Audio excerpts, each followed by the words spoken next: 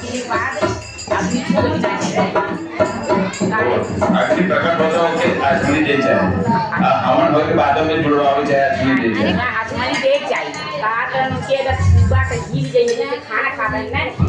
ना खाना खा अलग अलग विचार बस अपनी मर्जी से जैसे जैसे संतुष्टि मिले भगवान। ओम गंगणपतये नमः स्वाहा ओम गंगणपतये नमः स्वाहा ओम गंगणपतये नमः स्वाहा। हो गया अब ठीक है। अब चलिए अब नवग्रह देवता के नाम से हम क्या अवधि लिए हमारा भी साथ में पड़ेगा ठीक है। ओम श्री सूर्य नारायण देवाय नमः स्वाहा ओम चंद्र देवाय नमः स्वाहा ओम मंगल देवाय नमः स्वाहा ओम बुध देवाय नमः स्वाहा ओम बृहस्पतये नमः स्वाहा ओम शुक्राय नमः स्वाहा ओम शनिश्चराय नमः स्वाहा ओम राहुवे नमः स्वाहा ओम केतवे नमः स्वाहा आवाहि नवग्रह देवता नमः स्वाहा ओम ग्राम देवता नमः स्वाहा ओम कुल देवता नमः स्वाहा ओम इष्ट